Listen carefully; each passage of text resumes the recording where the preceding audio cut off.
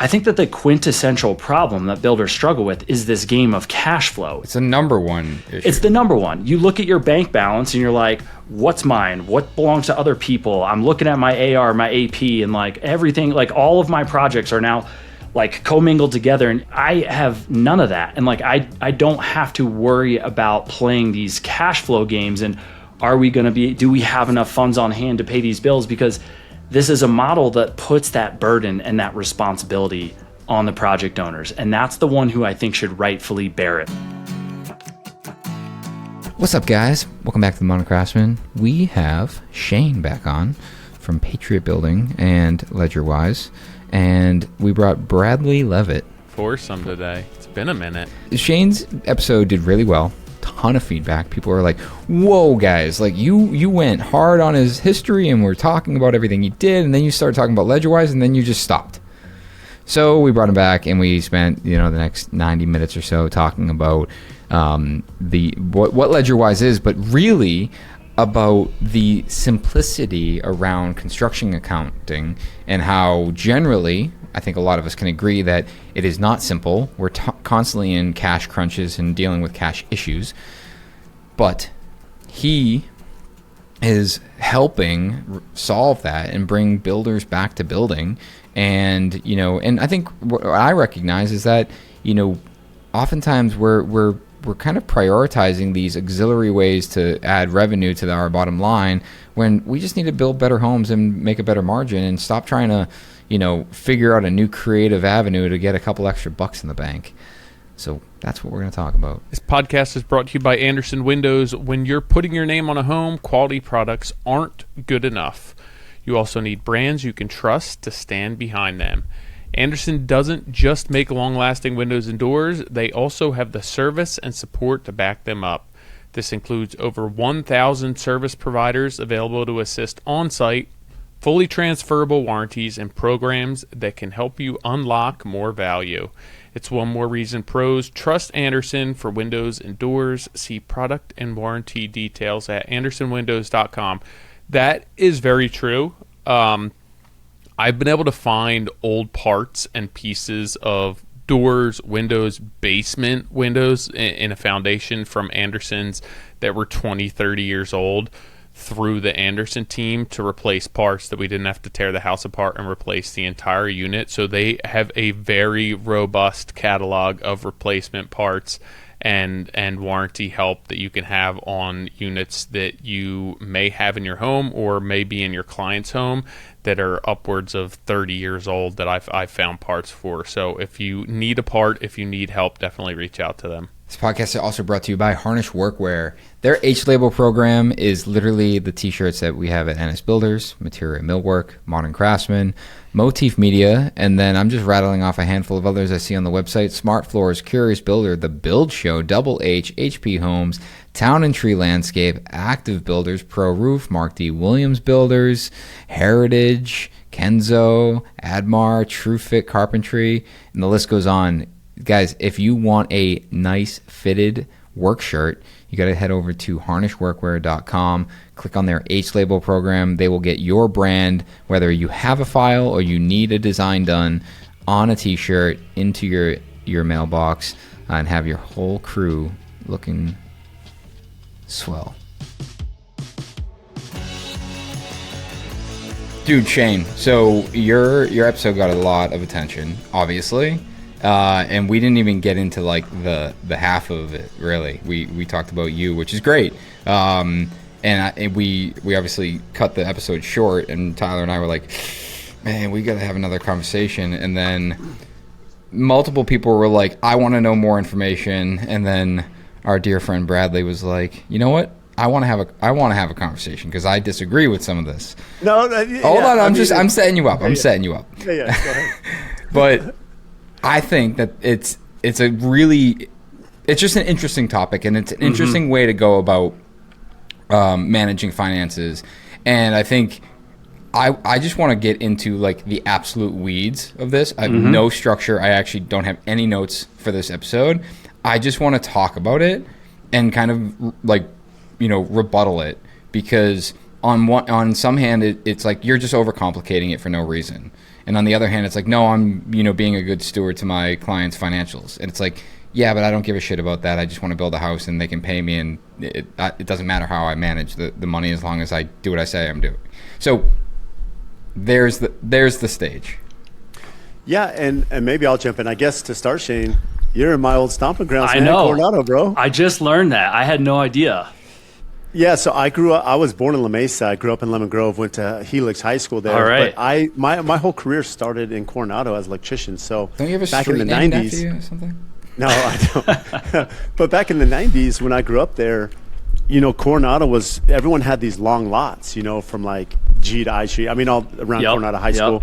And they would split them in half. They would either rent or sell, the front lot, then build their custom home on the back. And then finally Coronado's like, hey, we can't be doing this. It's too crowded, too many people. So like in the 90s when I was there, I mean, we were either remodeling or doing new construction. I was pretty much in Coronado every day. I love that's it. awesome, You're man. in the best part of the country, dude. I'm like so envious. It's great. It's great. It's a great place to live. It's a great place to raise kids. It's a great place to be a builder. I honestly just learned that about you. I forget how I figured it out, but I like caught a blurb of you saying that exact thing, that you were an electrician in Coronado. I was like, no freaking way. Yeah, man. My dad worked for Chula Vista Electric for like 35 years. He was union, so I worked for my uncles that were. Do your parents still live out here? No, so it's funny. So my grandpa retired in the Navy, like everyone in San Diego, right? And he had 6 boys, and all 6 boys have relocated. They're all electricians, but none of them. I have a couple family in San Diego, barely any. Everyone's gone. Yeah. And all my immediate family moved to Arizona. Everyone's here. Gotcha. So, yeah, that's small coincidence, but next time you're in San Diego, you'll have to come revisit your old stomping grounds.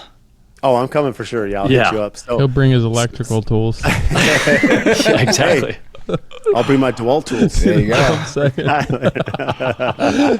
All right, so maybe I'll jump in. So Shane, my curiosity. So you touched on, I guess, my thoughts when I was listening to it, and I actually listened to it again because, I think there's a lot of pros and cons to running into business, and where I do appreciate where you're coming from is most of us don't understand the financials of running a business, right? Mm-hmm. I mean, you brought up WHIP, and you brought up, you're running $10 million to your company when only $2 million is in your bottom line. And I can tell you firsthand, people I'm competing against don't know this. I know one specifically who I lost a job to, just got an $800,000 deposit because I know who their CFO is, and he's like, they thought they can go buy a boat. Like, they don't understand like how this works. And again, as you understand financials, there are advantages to running it all through you, cash flow, WHIP, if you're doing accrual or cash, and I don't want to go down this, but I guess the point is, I felt like from my perspective, what you were saying really benefits the client, right? Because the client perspective, they're hiring you, Shane. There's really no risk for the client, right? In the sense that everyone gets paid out of an escrow account or however you set that up. And they're very protected to make sure trades get paid. My only pushback would be if you really understand the financial side, which you clearly do. I mean, you have that background.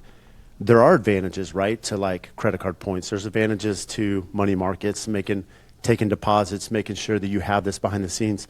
So, and I know Nick brought up Rob and Peter to pay Paul, which some contractors do. But the reality is there's a lot of advantages of taking deposits, running it through your company, and having control to make sure everyone's paid at the end. Yeah, and a lot to unpack here. I'll start by saying the reaction that I got on our side was pretty awesome to see after that part 1 as well. Like, our marketing site got a ton of inbound traffic. It was a pretty big signal to me that there's a lot of demand to kind of explore all there is in this conversation, a ton to unpack here. And I'm trying to figure where to begin. I think I would start by saying, like, what I see in construction is this sort of fundamental structural problem in the pay chain and how money moves that you can either deal with a multitude of ways. And that problem is kind of something like this, where if a builder is going to step off on a project, right, there's kind of currently one of 2 scenarios that will exist in this new financial relationship you're entering into with your project owner. Either one of 2 things is going to happen. Either the builder is going to execute the work and pay for expenses, trade partner, labor invoices, supplies, etc., and provide working capital to the project on the front hand side and be responsible for providing short-term financing, whether that be through credit cards, working capital loans, lines of credit. And they're essentially acting as this like short-term financier. The work is done, the payment has been earned, and they're basically then having to invoice the project owner to be reimbursed in arrears. And the builder is sort of stuck in that position, having to be the one to sort of like finance the project in the short term. Or the opposite occurs. And I feel like this is like a widely talked about thing in our industry, where builders don't want to be the one financing jobs. And so everyone tries to get to this point where you can get ahead of it and you can accept a client deposit, right? You can take funds on the front end. You can take that $800,000 that competitor of yours did. But there's a lot of problems with that. It's sort of like now the risk is reversed, where that relies on a tremendous amount of blind trust, because a project owner is then exposed to risk of saying, well, I'm basically giving away large sums of money, hundreds of thousands of dollars, but the work hasn't been performed and that money truly hasn't been earned yet. It's just basically I'm giving over the deposit.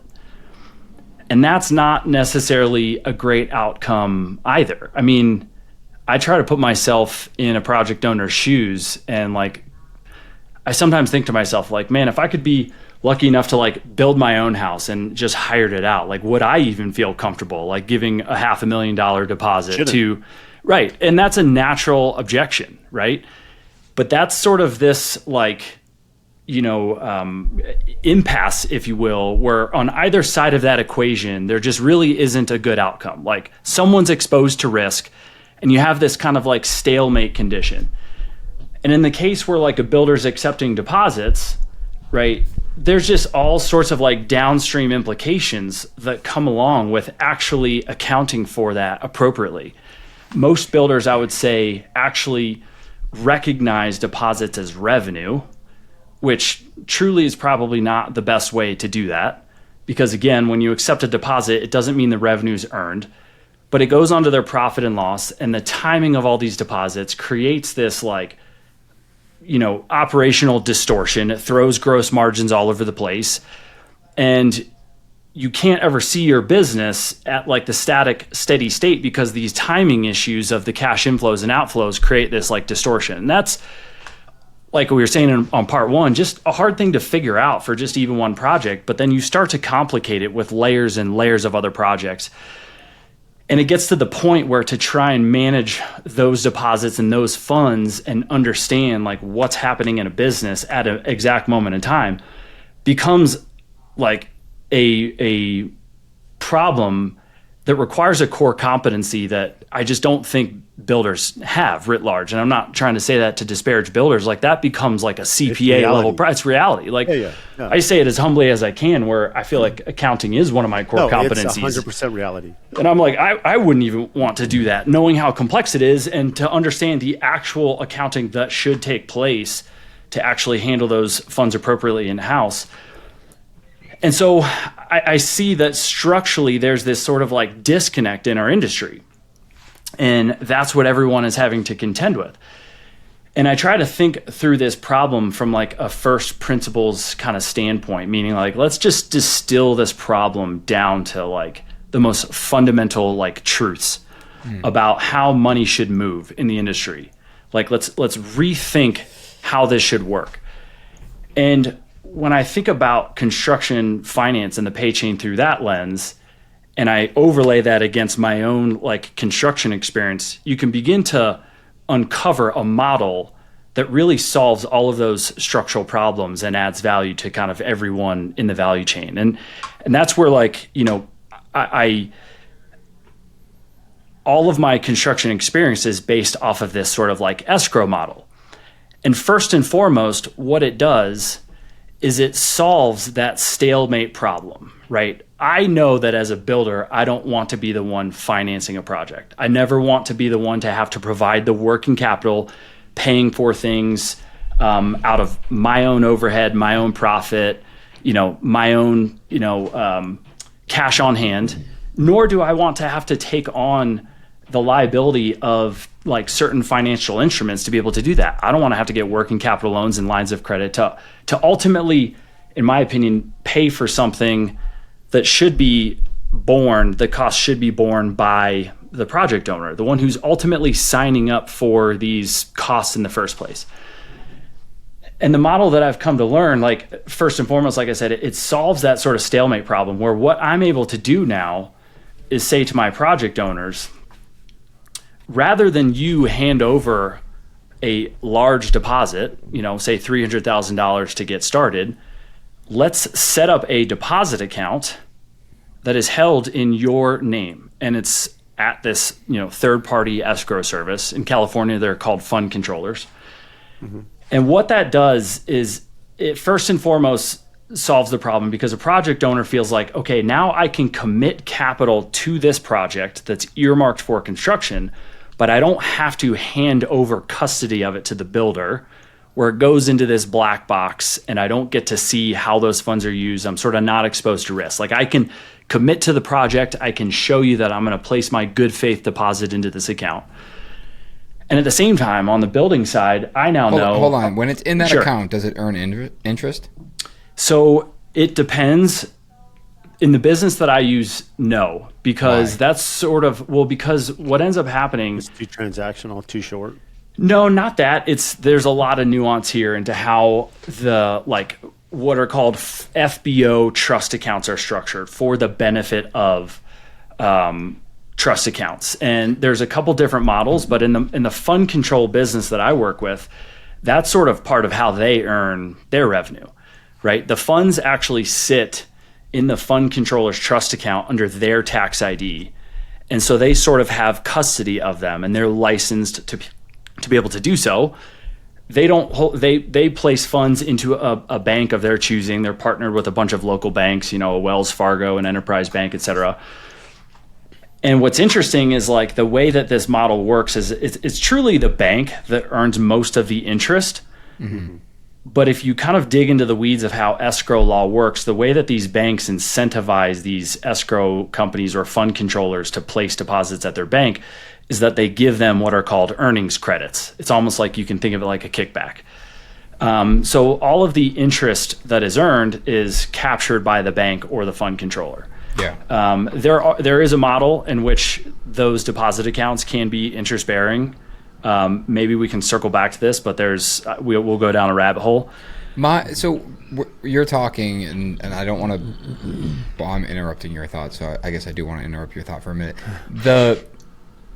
Where I think about when I think about holding deposits and kind of what Brad mentioned in the beginning is the ability to earn interest on that. Like you put in a money market, you're holding that deposit, you're earning interest, and and there's like multiple sides to that, but it's similar to two things I think of off the bat. Like you have a Starbucks app on your phone and you preload it, and it's like. And I read like an article of how much money is typically preloaded into that account at any time. Like, say it's like, whatever, just say it's $1 million. Like, they just have $1 million of my money that I'll eventually spend. It's like the whole gift card industry too. It's like, they have this money, it's just earning interest because it's there, now it's in their account.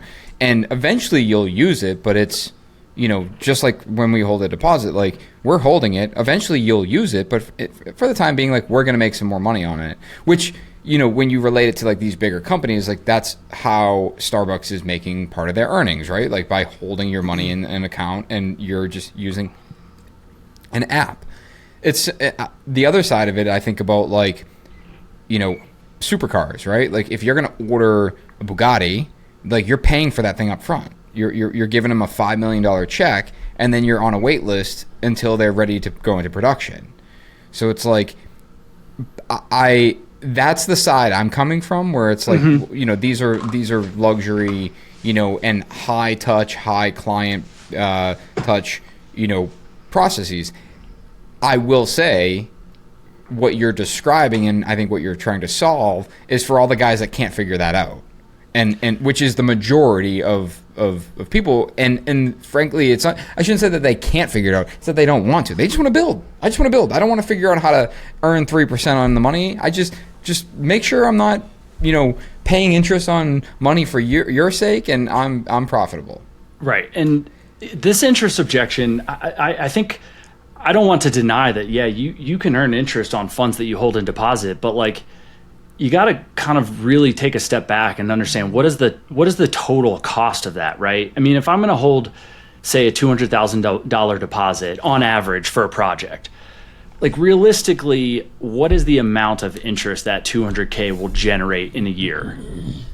I mean, 3 to 5%, like 10 grand. But now consider like, what is the risk and responsibility and the additional cost that goes along with actually now having to be the fiduciary and holding those funds in your business and all of the that's what I don't like. What is it?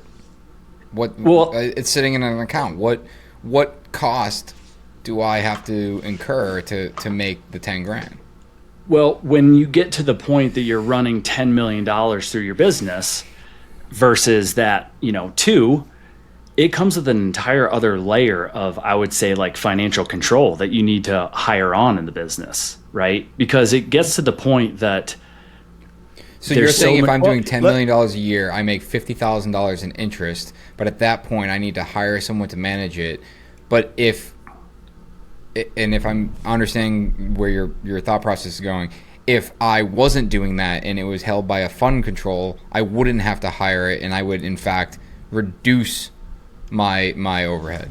Correct. I mean, that's thus offsetting more than $50,000. For sure. Like, I don't want to deny that interest or credit card points aren't these like incidental benefits. They are, but I tend to think about it as like, is it worth it? Like, what? Yeah, you're just playing this game, this never-ending game of like digging a hole, and it's like, sure, you're flying first class, you're staying at these nice hotels. Next thing you know, it's like, dude, I spent $50,000 in credit card fees last year to fly for free. It's like, well, you didn't fly for free, you just buried the 50 grand somewhere else. Not only that, like I almost use this as like a sales point to my clients to say, like, you got to think of it this way too, is like, if every single like expense on a building project was paid for on a credit card, well, yeah, you as the builder get to earn, 1% cash back rewards or whatever, but you've also just added a 3% tax that you passed on to the homeowners, right? And so I almost use this as a way to say, yes, you don't earn interest on these funds that sit in this escrow account, but ultimately, like, it's meant to act as like both a security deposit and a liquidity requirement to know that you are qualified to sort of like finance this project and pay these bills when it comes due. I don't want to incur all the liability and risk of having those run through my business. And ultimately, like, the cost of that service, what it ends up doing is it ends up cutting out all of these other costs along the way. Meaning, like, if I was running all the funds through my business and I'm sort of now responsible for the liquidity risk and playing the cash flow games, I mean, you guys know as well as anyone, like, contractors are constantly having to rely on other sources of capital to like stem those differences in timing of inflows and outflows. And all of those other sources of capital, whether they be lines of credit, working capital loans, credit cards, come with a much higher expense. And it ends up being sort of like this hidden tax. It becomes sort of inflationary on the industry because as money has to move down this chain, everyone needs these additional resources to be able to play this sort of like cash flow game, as opposed to when the funds are in the account and it goes directly to the intended person, you sort of sidestep all those hidden taxes, right? And so it becomes more financially efficient to the project owner, right? Where if I was to say, like, hey, take your $2 million project, and let's just say I spent $1 million of your project costs on a credit card and earned a 3% fee on that, that'd be about 30 grand. Like, there's essentially like 30 grand worth of costs and credit card fees that gets added onto your project, versus if we just disperse this in and out of this account, it's only going to cost you 8 grand. You don't earn the interest on it, but you've saved yourself 22K. Hey guys, real quick break. We just launched the Modern Craftsman system, which is the 5 systems that we use to run our businesses. It's everything we've learned in the last decade of doing the podcast and running our individual businesses, distilled down into information that you can use, and immediately in your business, from 33 lessons to over 100 deliverables and templates, stuff that is actually going to help you build a better business and get out of the chaos that you can feel in the day-to-day operation of running a construction business. So if you're interested, there's a link below. Click it, gives you all the information. You know, the point was made, well, if I'm running 10 million through my company, I'm going to have to add personnel, right? My question is, how are you, even in an escrow account, I don't know how it is in California. So in Arizona, we have TPT tax. So for me, for example, everyone's tax exempt that works for me. Labor and material, right? You hire a licensed GC, it's very complicated. Instead of paying the full tax rate, they pay 65%. So long story short, everyone fills out 5,000 forms. So for me, I have to manage every invoice that comes in, right, for AP. I have to put together owner bills for AR, right? And then I have to manage all the lien waivers, unconditionals, conditionals, and then do the TPT with state of Arizona. My point being is that even if I had an escrow account, like who's managing every invoice to make sure these are valid, these are confirmed, these need to get paid? You know what I mean? And I think there's a loophole, maybe not. How have you dealt with this? Because we all deal with clients who will come to me and be like, okay, Brad, I want to buy the appliances myself because I could use my credit card and get the points and take that out of my overhead that I'm charging cost plus, right? So you're trying to manage a client that may be going sideways, paying some of these vendors on the side, maybe not. I don't know if you deal with that with this scenario.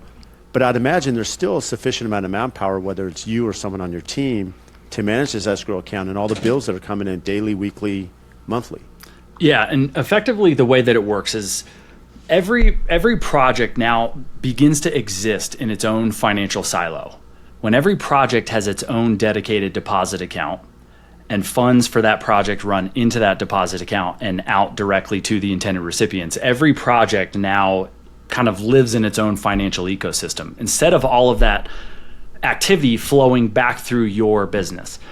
And the way that it works in my business is when we stand up a project and we execute, this sort of like trust accounting agreement, we stand up these deposit accounts, we still have a construction budget.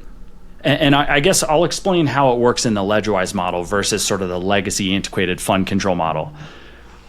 You would stand up a project in LedgerWise, just like you would any other project. You create a budget, you can basically solicit proposals from your trade partners, suppliers, etc. And when you are ready to launch that project, what we do and what's different about our technology that is sort of a first of its kind is we can actually plug into the banking system and open a dedicated deposit account for that project that becomes immutably tied to the budget in our software.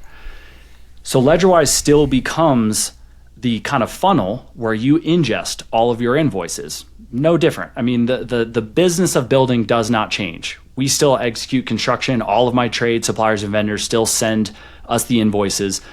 But now LedgerWise is the hopper that we start to begin collecting all of those various bills and invoices to be paid. We use AI to extract all the manual data just like all these other kind of softwares do. And now you can start to funnel it. Hey, which project does this invoice belong to? And you start to add these bills, AP, into each project. My project managers are ultimately the ones who review those invoices, determine whether they're qualified to be paid, and they cost code them to the budget so that everything is accounted for. Everything comes, out of a specific line item on the budget. And they tee up a payment request. Once all of those invoices are ready to be paid, we just do it, on the 15th and 30th of each month. But now instead of that payment request having to essentially be built in the back office by me or by some bookkeeper or CPA or controller, my project managers create those payment requests and they just hit submit. And it goes directly to the project owner for review and approval. Once the project owner reviews and approves it, basically what LedgerWise does is we don't immediately disperse the funds, but it actually sends an email to every recipient to go file and sign their legally binding lien release. And once they sign their conditional waiver, that is the trigger that actually quarterbacks the flow of funds out of the deposit account directly to them. And so all of that same activity is done that you would actually normally have to do in a business. The difference is that it doesn't happen at a centralized level where it's being done by a bookkeeper and everyone's having to send all these invoices back to the bookkeeper. We can sort of decentralize it and it happens at the project level because each project now lives in its own sort of financial ecosystem. And I've just hired really talented guys. I've got an incredible building team and I trust each one of my project managers to be able to execute those payment requests, because I'm also of the opinion that that is what makes them into better builders. Like, I want my project managers to be deep down into the weeds of a budget to understand at an atomic level when bills are being generated, how that lands against that project's budget. And they're in the driver's seat of ingesting all of those different bills and invoices, cost coding to the budget. Now, I could set it up where each one of my project managers, when they like are ready to submit a payment request, that it comes back to me and I'm, the final review authority, or it could come back to a bookkeeper or controller. But I've just sort of decentralized it where now each project can sort of operate in its own rhythm, and the cash requirement, the liquidity requirement, is not borne by me. Like, I just like kind of unapologetically have this philosophy that it's a delicate balance, but I kind of say to my project owners, like, look, we're getting invited to like come onto your property and build your dream house, right? There should be no one else's responsibility to provide the working capital to pay these bills, like, other than you. But here's a mechanism that allows you to do that in a financially safe and secure way, right? So that you know exactly where your funds are going.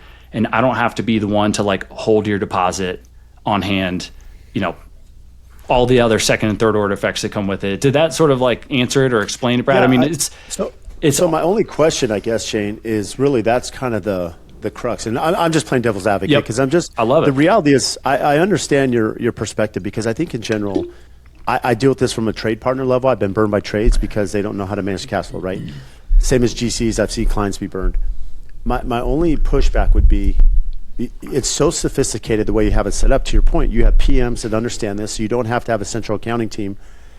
But what is the difference between having your PM set up these jobs internally, and you're paying through Buildertrend or QuickBooks or Adaptive, whatever, and you're setting them up? Because for me, I'm setting up each job, right? And you could have your team by job instead of this escrow account. So I guess my only pushback, this goes back to earlier comment that if I have a savings account and I'm running $10 million through, I mean, that's a significant amount. If I'm running $2 million, maybe 200,000 is not very much. But on some of these companies doing high revenue, there's a substantial amount of cash coming in and out of the company, right, that you're making decent money on. And so if you can centralize this, to your point, if your PMs are doing this, you really don't need an APAR now with AI, and essentially you're eliminating that step. But I understand the core principle here is that really the synopsis is that us as builders, most people, we think we have $10 million in our account or $5 million, which we really don't. It could be 200,000 of that is actually net profit. And the problem is, I know from your first episode, if you're strictly just taking your fee, you really know what you're making. And you know your job costs, if you're profitable on this job. But at the same time, again, I should be careful because they have a big audience, Modern Craftsman, but there's tax strategy, right? Cost of goods sold. Things that are legitimate can be run through the company.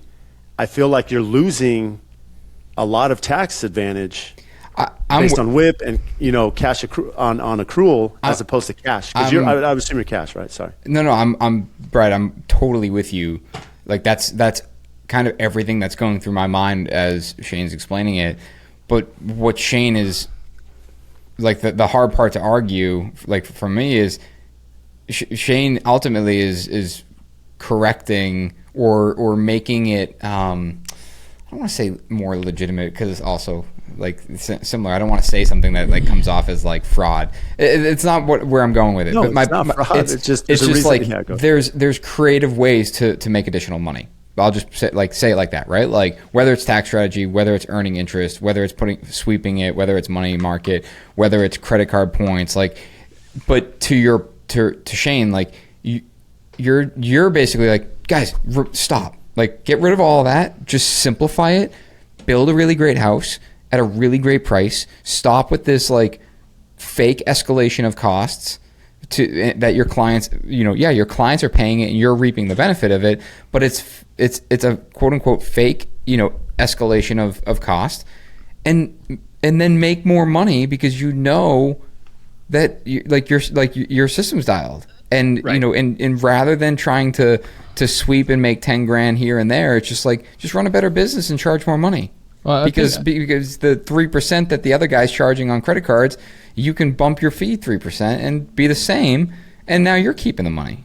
I think that's exactly it. It comes down to if you understand what you need to make and not using the additional tax strategy or the credit card points as a source of income and just saying, hey, this is what we need to make as a building company and charging that. And I believe that you would still remain competitive because you're not assuming the overhead associated with all of that. And I think at the end of the day, it's somewhat a wash, and it's probably apples to oranges. But I think that's the big thing. It's like if you're making what you need to make and you're paying for your company, then you're probably less concerned with all of those little, right? Like you're not trying to cover up, yeah, by earning money benefits elsewhere. of that. Which, you know, I mean, I think again that's somewhat apples to oranges, but I think that you can remain competitive, and that's similar to what I do, right? Like I don't look to be less money than a bigger contractor with a higher overhead. I just look to have higher margins than those companies, but I also can't do the same amount of work. So it's like, okay, if I looked at a job and Brad looked at a job, maybe I'm the same price, but realistically from a profit margin perspective, I'm going to have higher profit margins than Brad because I don't have the overhead to support that. And I think it's somewhat of the same type of thing. Yeah, I agree with you completely, Tyler. And Brad, I think you're not wrong about the tax strategy, and I got to be careful about what I say here too. Like I could play tax strategy with the best of them. Like that doesn't go away. You know, as a business owner, you benefit from being a business owner in some really savvy ways. Kind of it is the American way to some degree. But what's different is like now when I look at my business's financial statements and I'm looking at my profit and loss, and the only thing that comes into my top line revenue is construction management and supervision, my organic fees for what we provide. And my gross margin is not sort of moving all over the place because of these differences in timing of deposits, et cetera. And I can see perfectly clearly how profitable we are as a business. One, it allows me to understand extremely accurately how to price a job. But two, as the year goes on and we start to become profitable, I very easily can know that, hey, I only need to keep $250K of cash on hand. That is sort of what I need for my own working capital requirements to pay my payroll, pay my insurance, whatever else, miscellaneous expenses come up.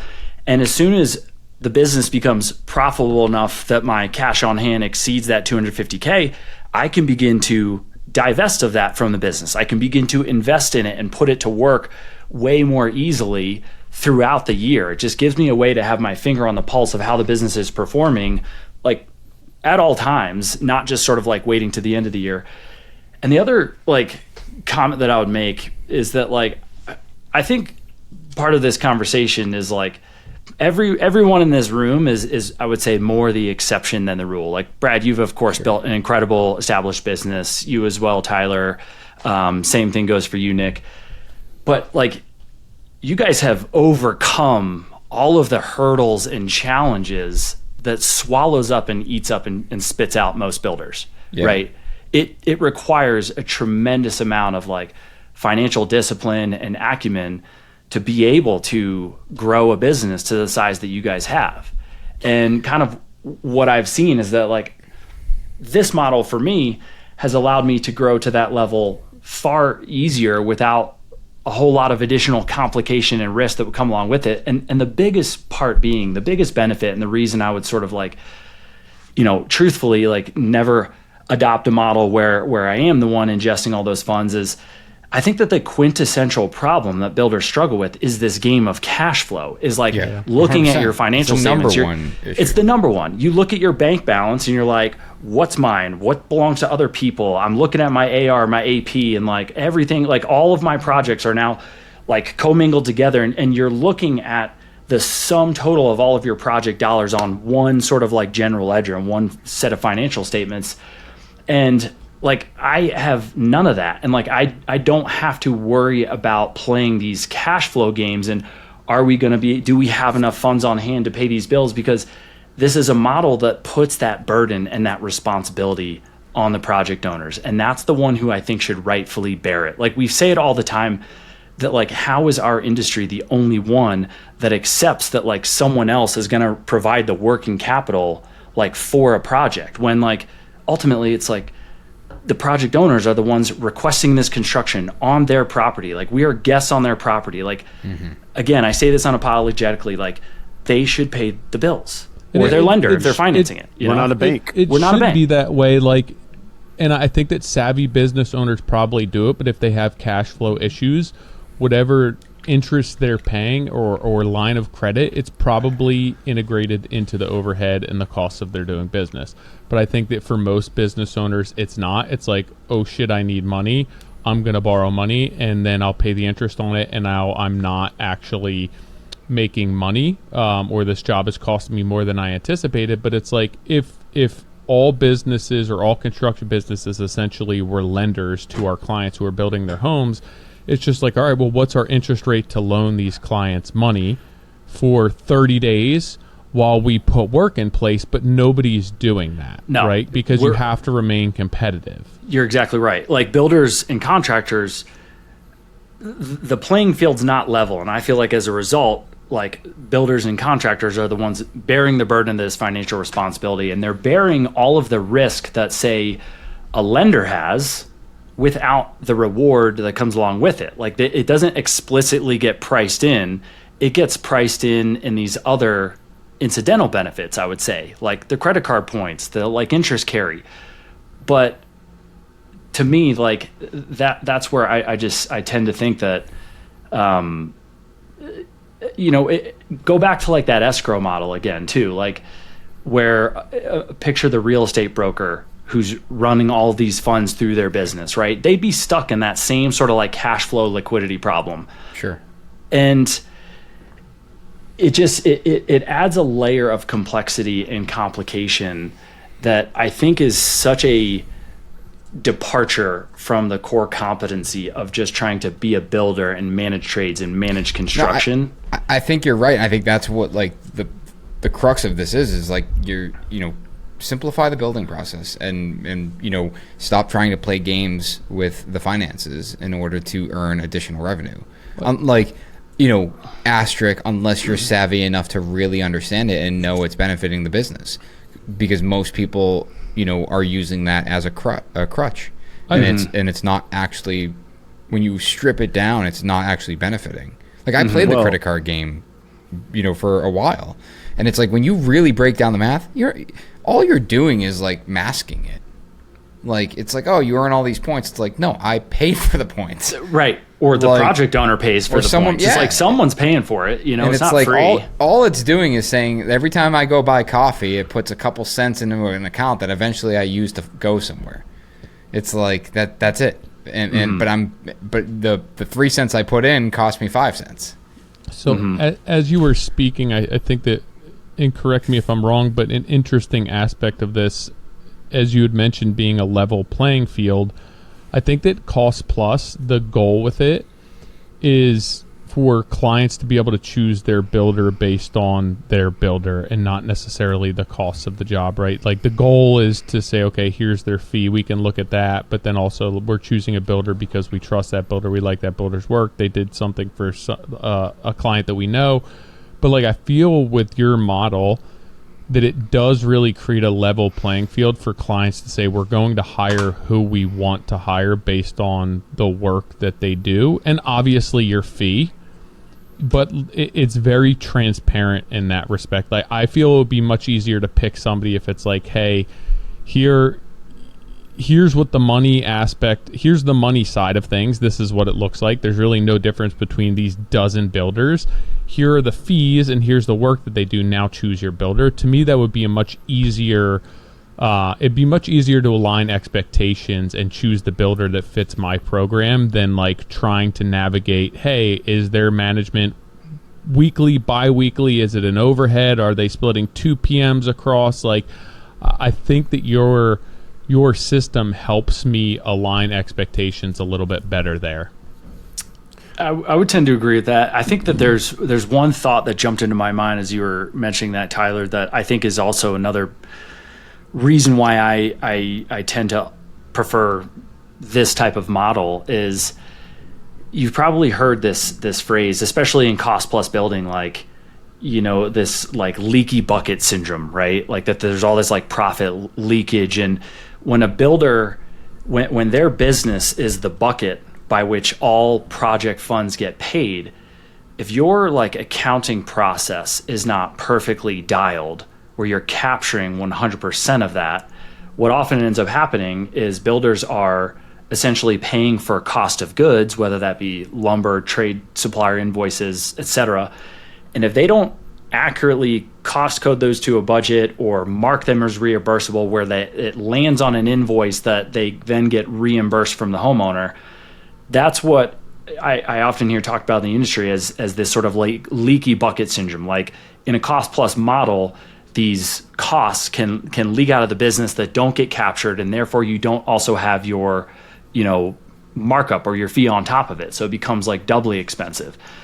And this is also a model that fundamentally prevents that from happening, because the bucket to pay for a project's expenses is not like my business. Like each project now has its own bucket where if bills for that project are not getting paid out of my operating account and they're only getting paid out of that project deposit account, it therefore ensures that 100% of all costs associated to that project are getting paid out of that deposit account. Like my business cannot have a leaky bucket because my business isn't the bucket that pays the expenses in the first place.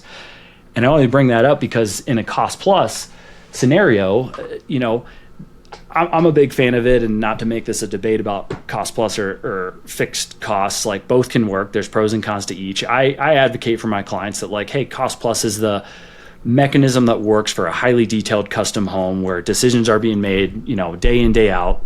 I don't have a crystal ball to be able to put a fixed price on this. And if I did, I'd have to massively inflate my cost to you to account for all that risk.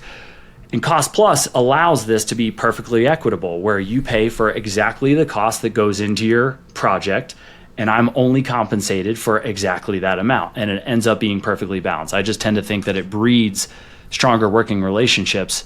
And I think you're right, Tyler, that like what I envision is a world in which LedgerWise becomes the sort of like network where people know I want to hire a builder that administers their project finances this way, and I'm going to LedgerWise to find my builder because I don't have to worry about the inner workings of their business, how they price, how they hold deposits, etc. It's like I know that they're operating to a certain level of fiduciary care, and so I can evaluate them purely based on personality, how they build their product, etc. I don't know, that may be different than kind of what you were thinking, but along the same lines. No, that's exactly what I'm thinking. I just feel like it helps create an apples to apples scenario where you can choose less so based on like a number that's convoluted and padded, or where's my management living, or what's my overhead look like, and you can just say, okay, here's the fee, and then the numbers are aside. And there's still an aspect of that in every single type of business and construction of what you're doing. But I think that it would create more of a level playing field within the industry based on other models, that I think clients would be able to pick who they want to pick more evenly, and again, just be closer to apples. It's not a perfect world, but... Well, maybe I'm missing something. Maybe Shane and Tyler, because I want to build on that. I think really going back a minute, though, because Shane, I think you're right. I think we're a little biased on this conversation because 5 years into construction, I'm open about this. I'm like, I don't think people can make money as a GC. So like, and I didn't know how to price things. I didn't know what I was making. I didn't know what the hell I was doing. I'll just be honest. But you figured out and you learned it. Now I'm a lot more savvy with business and understanding financials, and my strategy is totally different. But it's taken a long time to get there. And I think most builders, whether they don't have the total revenue or whatever, don't have that opportunity where they can look at these different pockets, and make their business succeed. But I guess my only pushback, Tyler and Shane, and this is real life to what I deal with. So like if you take at some point, whether cost plus or fixed price, I'm still going to have someone quote a square foot price, right? And they're cost plus. And so I'm going against people that are going to be quoting way less for a lot of different reasons, sub-tier trade partners, maybe unlicensed, whatever. And so that cost plus does get distorted. And then to build on that, I think even if, again, some strategies here, I think, as we talk about this at the summit too, like there's a way to do your cost plus, and then you have supervision and other things like elbow space and align. And so if you're itemizing that, like it's going to lose jobs. Like the funny thing is I've won jobs where the client's like, Brad, what's your cost plus? And I'm all, it's X. And my competitor's Y, but my competitor who's charging Y, more cost plus, is not charging supervision or some of these other lines. So my fee may be more than them, but I'm strictly hired because all the clients think it is a cost plus, not, the supervision aspect. And so I think that part is challenging because, yes, I think the client's protected, but it's still, depending on qualification, experience, and all these things, still separates us based on costs to run our business. Yeah, I'm resisting the urge to share my screen and show you what my business's LedgerWise dashboard looks like. That'd be probably a dumb marketing decision because ultimately I want to be able to drive everyone to our demos and webinars coming up soon. But I want to maybe dispel or make sure that there isn't some sort of confusion or misunderstanding here, because I still price projects exactly the same way you would if you were a cost plus builder and you're running all the funds through your business. We still go through the same pre-construction process that most other good builders do. In our business, we get hired on in a pre-construction services agreement so that we can kind of work collaboratively with our project owners to build these budgets together. We're still sending the plans to every single trade partner supplier. We are still trying to say to our project owners, this is as good faith of an estimate as we can come up with based on all of the data we have, all the decisions we have for what your house is going to cost. Here's sort of our fee for the management and supervision we provide, and it looks identical to any other project on the front end. The only difference that happens in our model is we say when it comes time to actually pay for this, you're going to have a deposit account instead of it running through my business. And I think a lot of builders, when I explain this model to people of having these independent project accounts, there's this perception that I, as the builder, don't have visibility on those funds, or that I don't have the ability to control the cost of a project. Yep, it's just whatever the bills are, that's what the homeowner's going to pay. We still have an extreme level of fiduciary care and ownership of that budget to be able to deliver value. And these accounts aren't there. What's interesting is that they're not wholly owned by the project owner. They're jointly controlled accounts. I do have access to them. I do see them. What LedgerWise does is it brings it together under one, dashboard, so I can see all of them all at once. I still have control of all of that. I just don't have to have the custody. And so I've found that in my own day-to-day experience, it really is something that I lean into my sales rhetoric. It doesn't disqualify us from projects at all. It's honestly quite the opposite. This is something that I speak to in my sales rhetoric that differentiates us in terms of the service we offer. I say this is the financial architecture upon which we built our business. This is how your funds are going to be handled, managed, and dispersed. And this is a cost of the work. This is a cost of that project budget. And our homeowners sign up for it gladly because the value that it delivers to them is very, very marginal given the level of investment that they're making. So I don't know if that,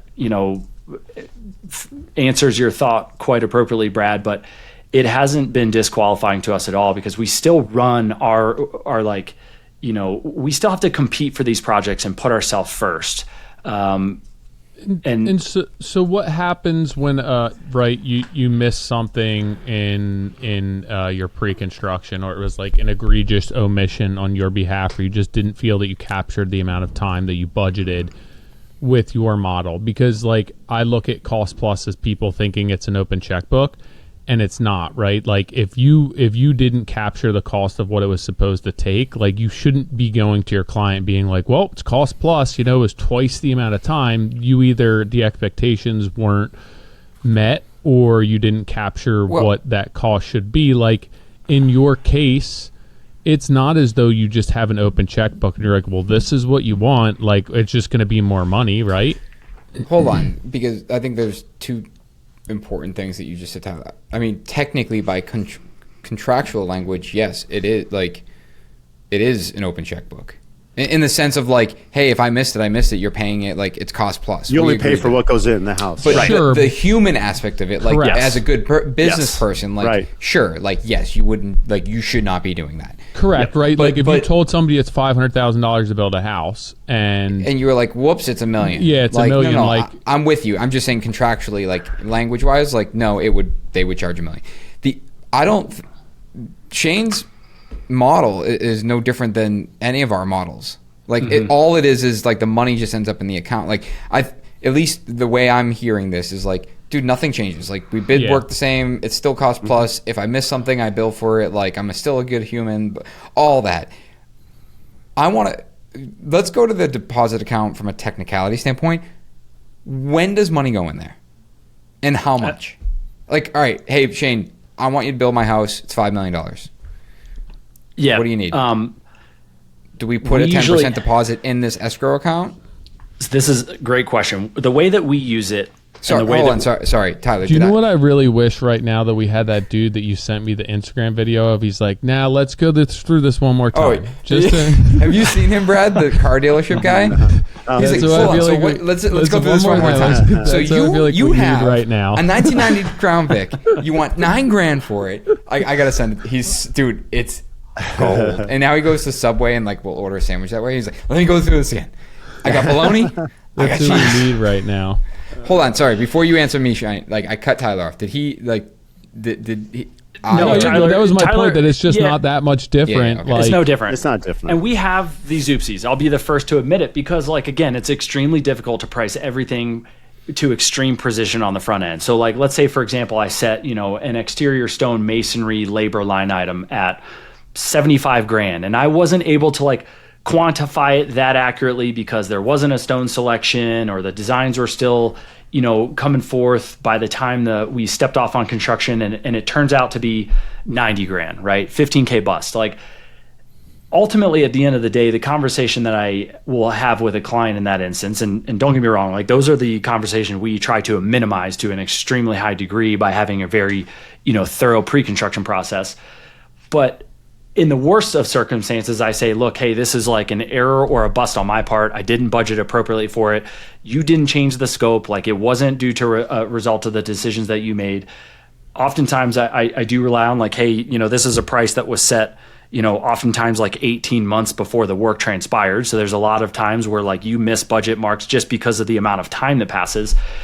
But ultimately, it's like, hey, this is the cost that is going into your property. And at most, what I'll sometimes do is just concede the construction management fee on top of it. It's like, hey, whatever that upward delta is, that $15K budget miss, like I don't need to put my construction management fee on top of that.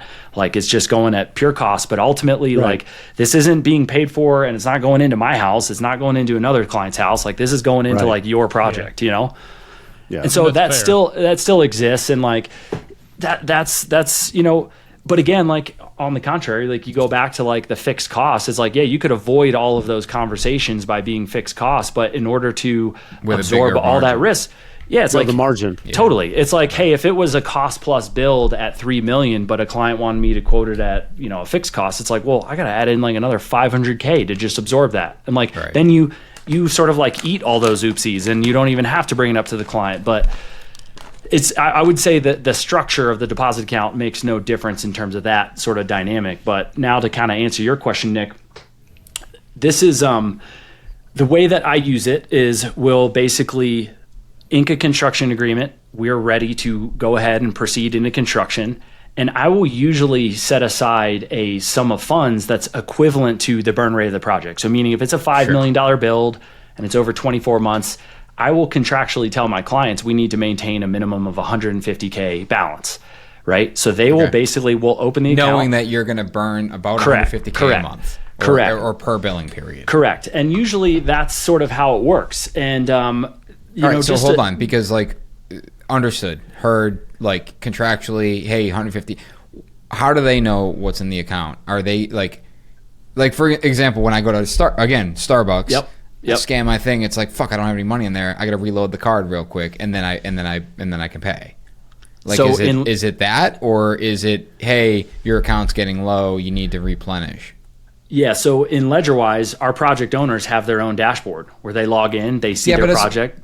I'm gonna push back there because most clients don't want another app and they don't check, like they're not checking it. Like I can tell you, like my client, like most of my clients that I'm working for right now, like would not be logging in. They would click off the approval, and then unless there's a notification or something that's prompting them to like replenish And it. there is. Okay. So Yeah, basically, that's what I'm asking. Let's say there's a 150K payment request that comes through, and the status of the account has 100K available. They'll be notified, hey, the account balance is deficient. They can connect one of their bank accounts via Plaid. If they want to just ACH funds into it, they can wire funds into it. But they're notified of the account balance, the available balance, et cetera, at the time of payment request. If they're not checking their dashboard on a routine basis. So, got it. So if the burn rate's 150 a month and they got 100K in the account, they won't get notified until the billing period. Like you can't set, like I have a text that comes through, like when one of my account gets below a certain threshold, I get a text saying, hey, your account's below this number. Yeah, so what we're beginning to build, or what we will soon build, is sort of, this is where like AI can really assist, is like if you start to tee up invoices for a payment request, as soon as the software detects that, hey, this payment request is trending towards exceeding this, it starts to send out that warning flag. Got it. Hey, Okay. this is what Shane is going to deploy on your project by the end of the month. Your account balance is here. Like it's sort of preempting them that like, hey, in order to keep this project moving and be sufficient with capital, you need to take a look at your available balance because we're about to exceed that. Okay, so that balance is replenished. You send them a bill, a draw request for 150 grand. Money's in the account. The action is that they get an email saying, hey, Shane is requesting $150,000. Do you approve or decline? Correct. And All they right, see what happens if they say, how long do they have? You can set the parameters, like you can set the review window. Like in reality, our project owners like just approve instantly. And I'm sure Mainly you guys because have that money's gone, right? Like if they had to take it out of their bank account, like this is the part I think is the benefit. Like at least from selling stock, investments. Yeah, it's whatever. like, hey, I got to transfer some funds. I have a wiring limit. It's like the money exists.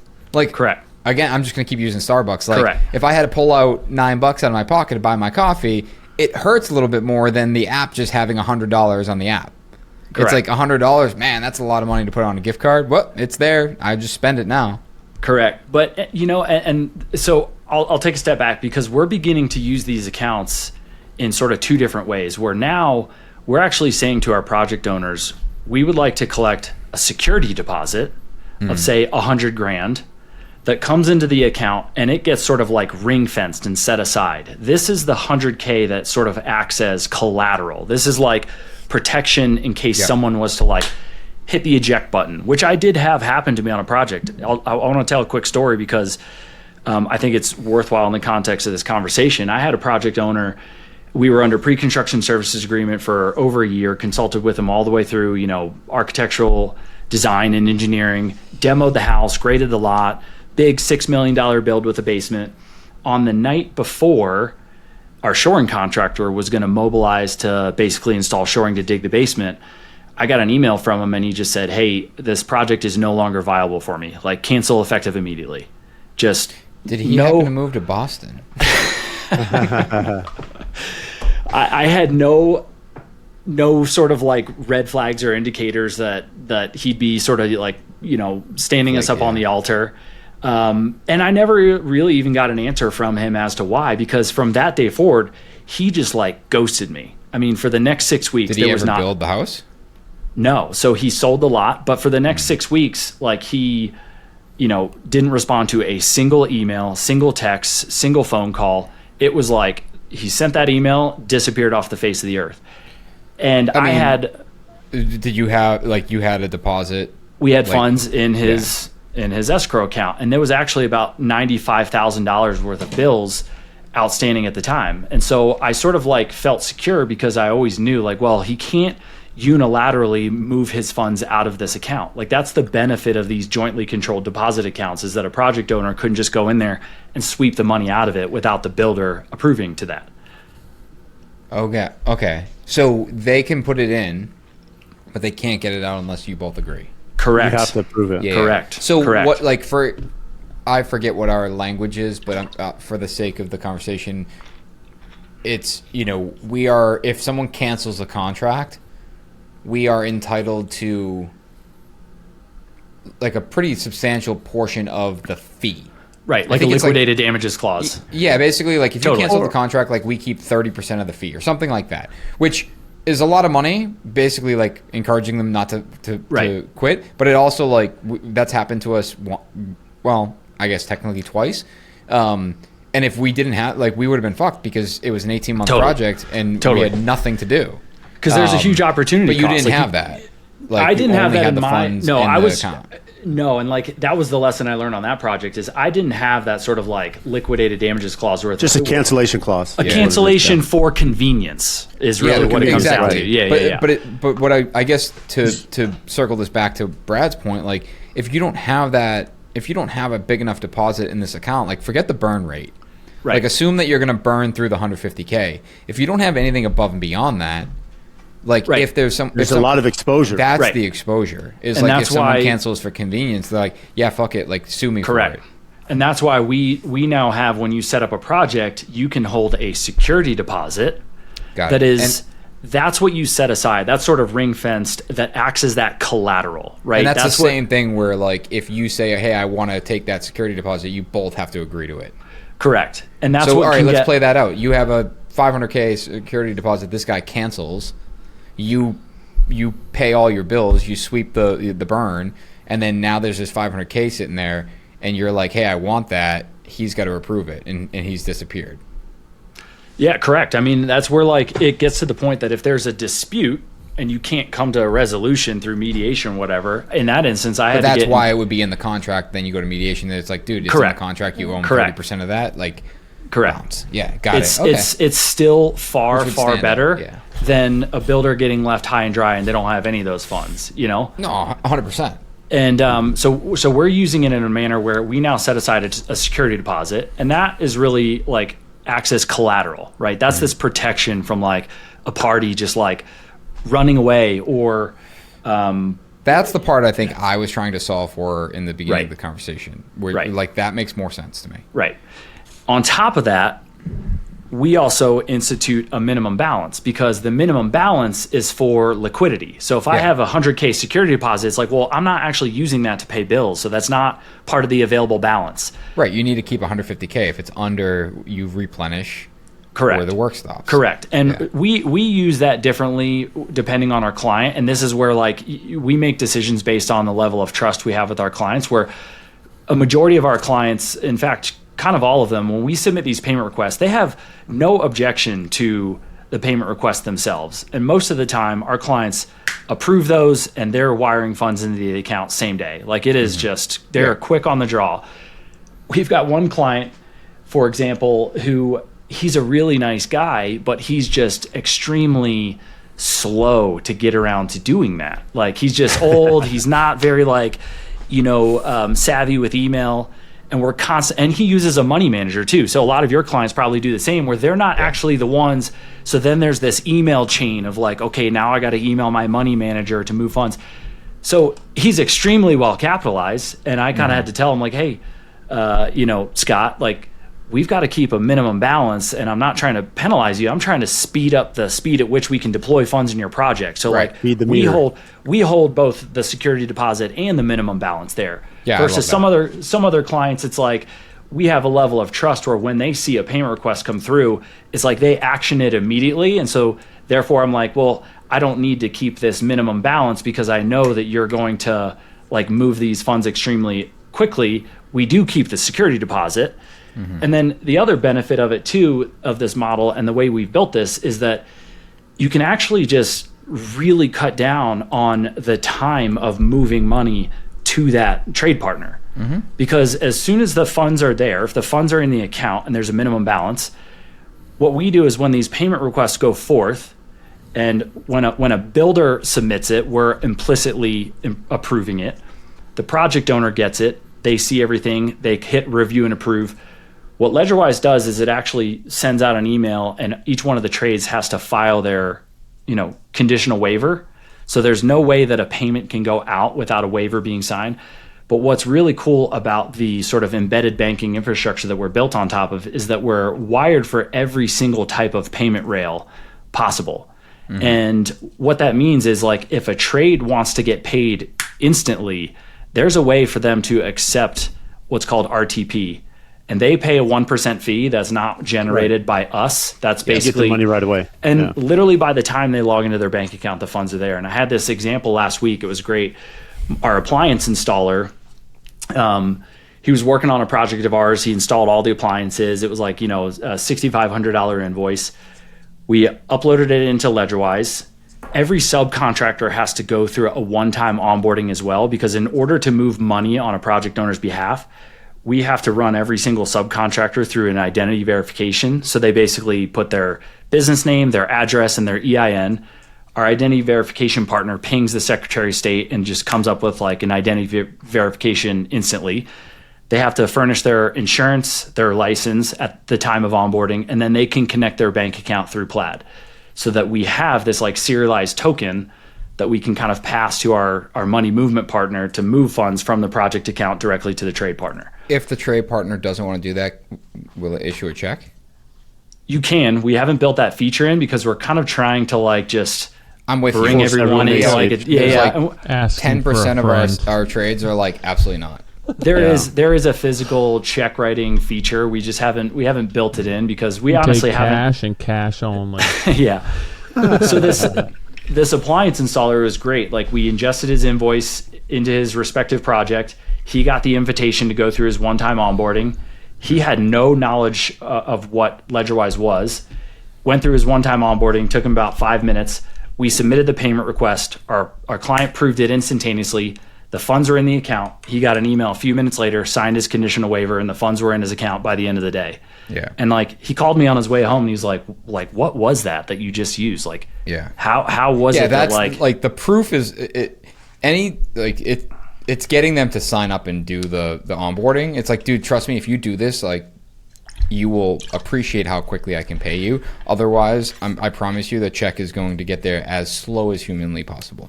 And So there's maybe one topic, if I could touch on it real fast, in terms of like getting the trades to onboard, because part of what I see in the industry that I think makes sort of like the playing field at a level is I see that there's a tremendous amount of like payment products out there and softwares that are so front sight focused on conditional waivers, getting trades to waive their right to filing a lien, right? Let's get all the trades to like waive their right to lien waiver, lien waiver, lien waiver. What most people don't realize is that if a trade never filed what's called a preliminary notice, they oftentimes don't even have the right to file a mechanics lien in the first place.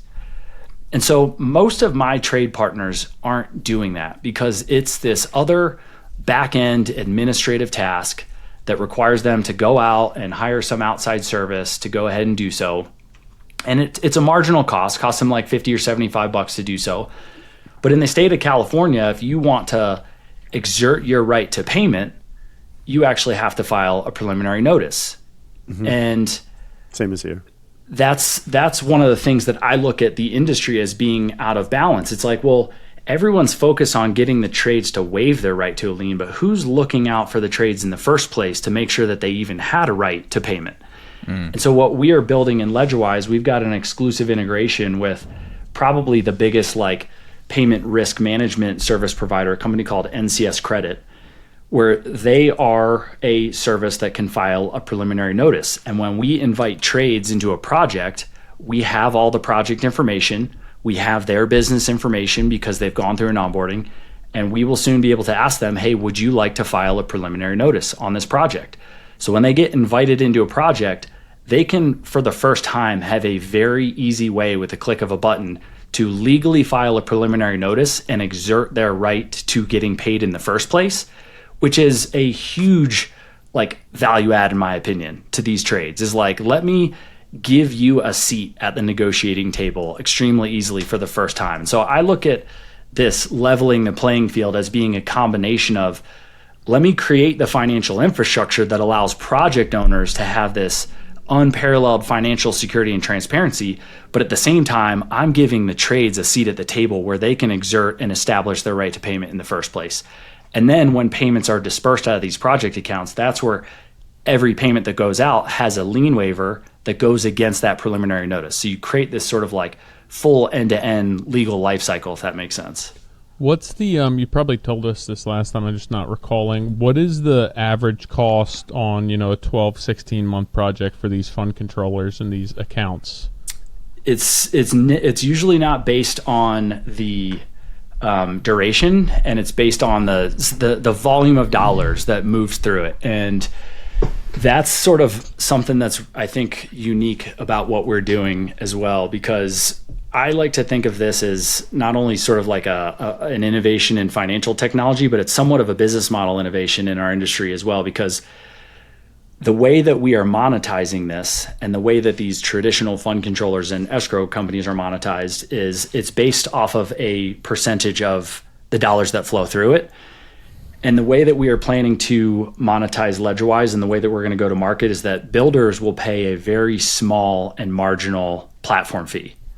That's really just meant to sort of like, we do have cost to onboarding a builder, but it's really just meant to weed out like, hey, who's serious about running and deploying, their projects on this type of payment rail and this type of system. So a very small and marginal platform fee, probably in the like $1,500 range. And the majority of our revenue is going to come from throughput, transactional revenue that actually gets assessed to the project owner, right?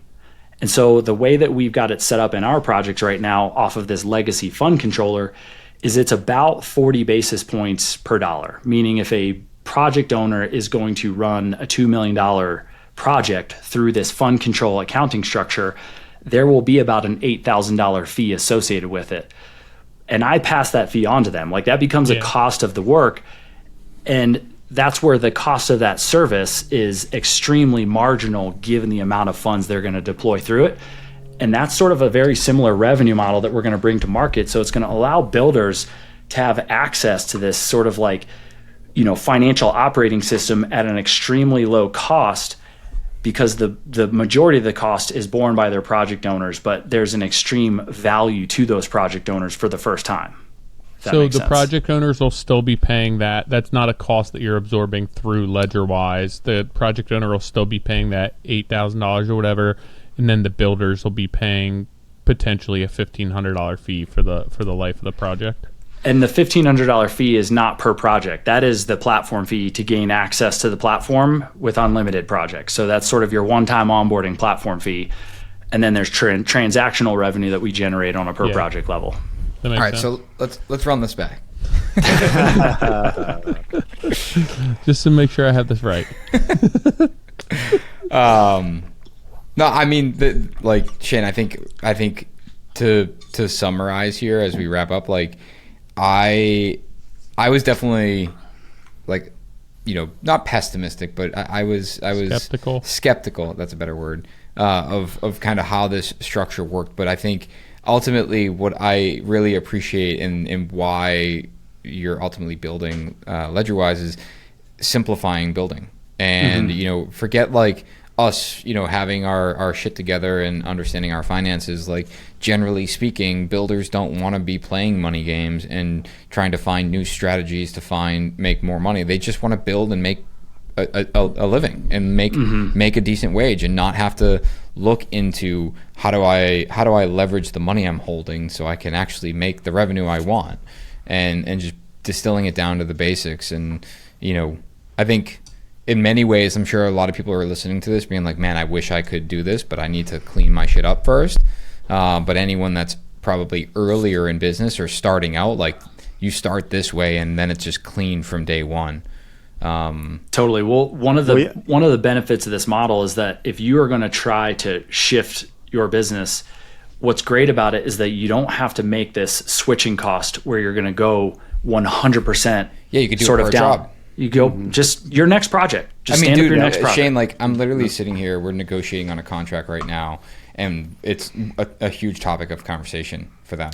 And I didn't mention you the other day, but I wrote it down. I'm like, man, I might need to talk to Shane about potentially doing it for this one project. Like that might be the make or break if we get it.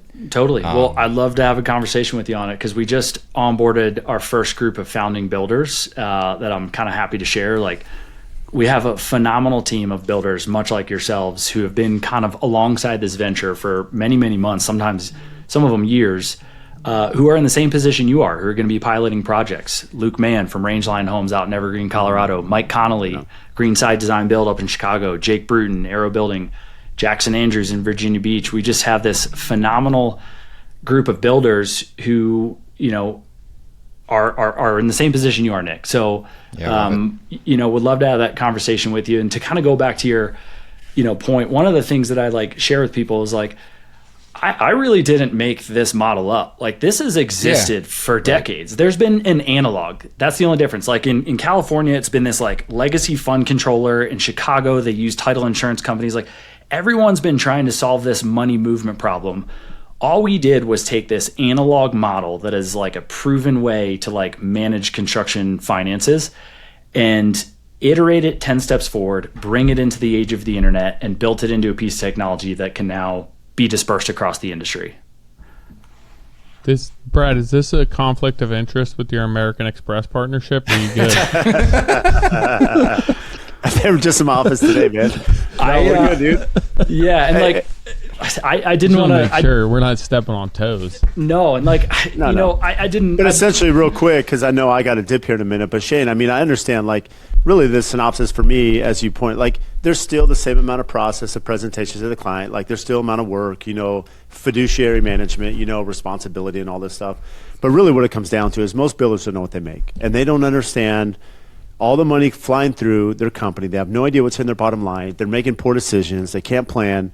And yeah, maybe, this is a great model, I think, for probably 90% of builders. And as they become more established and maybe they understand, they can change that model. But I understand it's still the same amount of work, but it just puts it in a position where they can understand it better.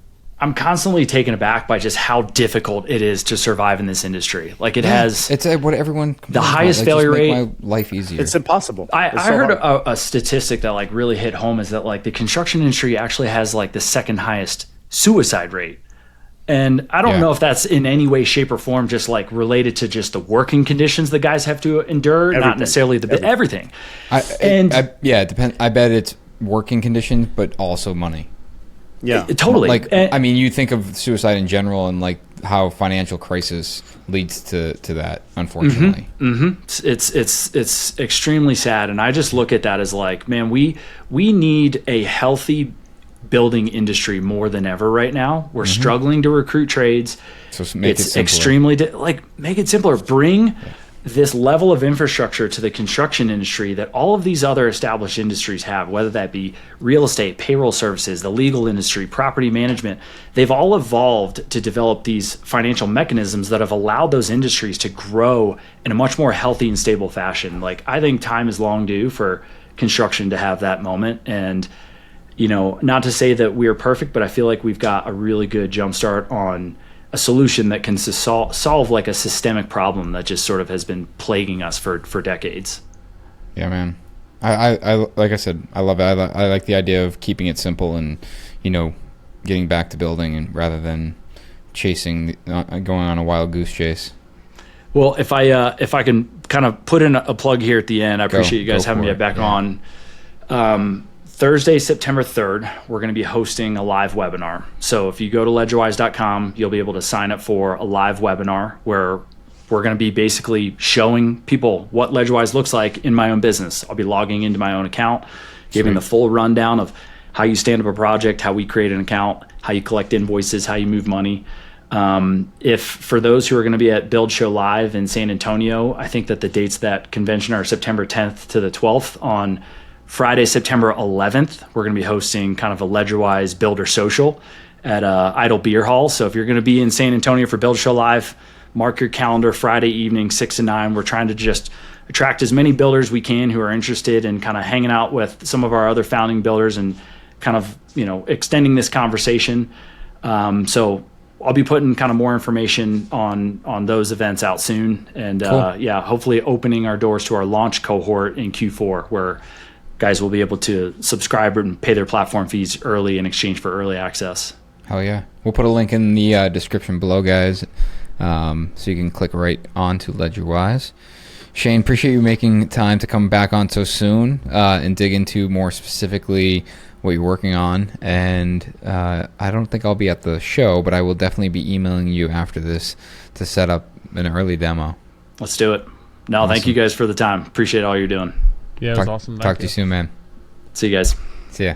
Maybe I'm easily impressed sometimes on these episodes, but I really appreciate, number one, him coming back on and explaining it till it made sense to me. Yeah. But more importantly, like, he's just, dude, let's just keep it simple. Like, everyone's being like so complicated, and dude, you're the king of it, right? Like, you want.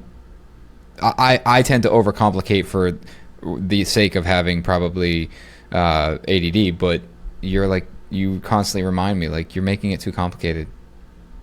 Yeah, I mean, I think that a lot of times we're leaning into some of the auxiliary benefits of having a business, and I think that those are fine, but they shouldn't be the reasons why not we the are primary in business, reason, right? Like, if it comes from it, great, but make your money, right? And I think that there's a lot of aspects of our business and our industry and our numbers and our overhead where we're padding that because we know a lot of the liability and the risk that we have, right? And the redundancy of some of the things that we do.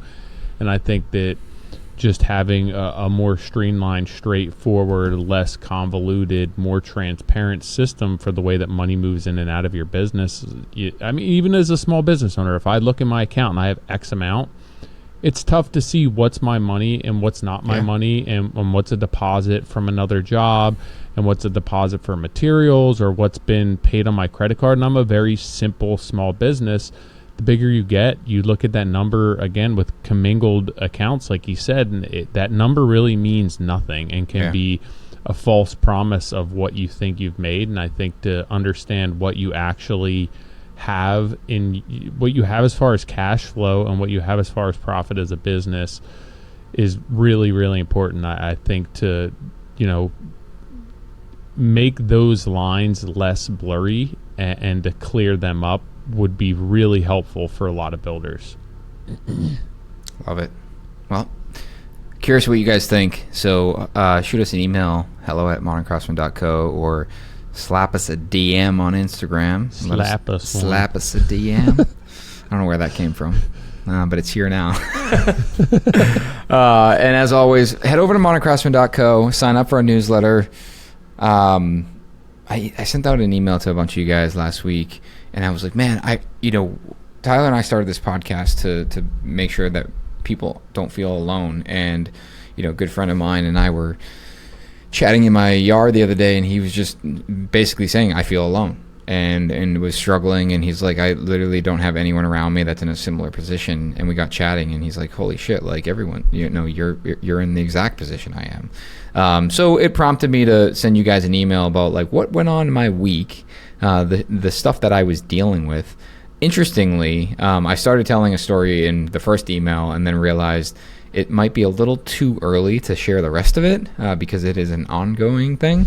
So I decided to pivot on the second email and just share about an opportunity that was a fantastic opportunity that we lost, and what led to that loss, and how it was all tied to the fact that, unfortunately the husband didn't have time to meet me, and what that meant, like what was a lesson from that. So I want to be more, I want to share more about that, like what goes on in my week and what I'm dealing with. And, I think and what lessons I learned, because every week I sit down with my Hive notebook, and add a bunch of notes in it as to what I'm learning and what I need to fix and what I should be doing. So I'm going to take those notes and share them. Either way, that was my long-winded way of saying sign up for our newsletter, moderncraftsman.co, and you get all the goodies behind the scenes. We'll see you next week. Slap you some goodies. Slap you some goodies.